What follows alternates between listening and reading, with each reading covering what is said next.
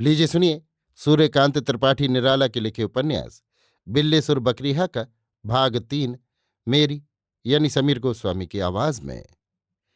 बिल्लेसुर जीवन संग्राम में उतरे। पहले गायों के काम की बहुत सी बातें न कही गई थी, वे सामने आईं। गोबर उठाना, जगह साफ करना, मूत पर राख छोड़ना, कंडे पाथना, कभी कभी गायों को नहलाना आदि भीतरी बहुत सी बातें थीं। दरअसल फुर्सत न मिलती थी, पर बिना चिट्ठी लगाए पूरा न पड़ता था। पास पास की चिट्ठियां मिलती थीं, जैसा सत्तीदीन कह गए थे। एक चिट्ठी के 3 आने मिलते थे। कुछ दिनों में बिल्लीसुर को मालूम हुआ दूर की चिट्ठी में दूना मिलता है। उन्होंने हाथ बढ़ाया। तहसील के जमादार ने कहा, ना तुम नौकर हो, न किसी के एवज पर हो। फिर सत्तीदीन ने मना किया है, दूर की चिट्ठी हम न देंगे। बिल्लीसुर पैरों पड़े। कहा, नौकर तो आप ही करेंगे, तब तक दूर वाली चिट्ठी भी दे। मैं 12 कोस 6 घंटे में जाऊंगा आऊंगा। जमादार चिट्ठी देने लगे। चिट्ठी लगाना सत्तीदीन की स्त्री को अखरता था। बिल्लीसुर लौटकर सदा चढ़ी त्योरियां देखते थे। गो की काम में कसर न रहती थी। 10 बजे तक कुल काम कर जाते थे। लौटकर गायों को खोल लाते थे और रात 9 बजे तक उनके पीछे लगे रहते थे। फिर भी सत्तीदीन की स्त्री की शिकन न मिटती थी। दूसरा नौकर भी न रखा, क्योंकि बिल्लीसुर सस्ते थे। बातें कभी कभी सुनाती थी जो कानों को प्यारी न थी, और उनसे पेट की आंतें निकालने की होती थीं। बिल्लीसुर बर्दाश्त करते थे। गर्मी के दिनों में 10-12 बजे तक घर का कुछ काम करते थे। फिर चिट्ठी लगाते हुए देर हुई सोचकर धूप में नंगे सिर बिना छाता दौड़ते हुए रास्ता पार करते थे। लौटते थे हाँफते हुए, मुंह का थूक सूखा हुआ, होंठ सिमटे हुए, पसीने पसीने, दिल धड़कता हुआ, यहाँ का बाकी काम करने के लिए। पहुंचकर जमीन पर जरा बैठते थे कि सत्तीदीन की स्त्री पूछती थी, कितना कमा लाए बिल्लीसुर? जबान छुरी सी पैनी, मतलब हलाल करता हुआ।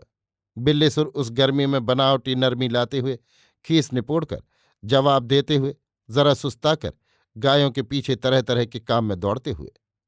उन दिनों कईयों से बिल्लीसुर कह चुके, मर्द से औरत होना अच्छा। कोई नहीं समझा।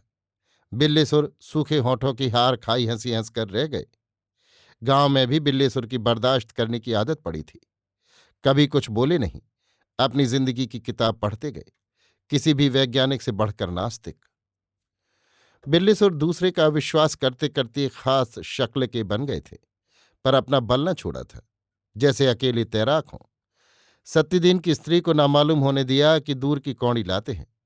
12 कोस की दौड़ 6 कोस की रही। दुनिया को खुश करने की नस टोए पा चुके थे। दम साधे दबाते हुए कई महीने खे गए। एक दिन जमादार को खुश देखकर बोले, बाबा अब नौकरी लगा देते।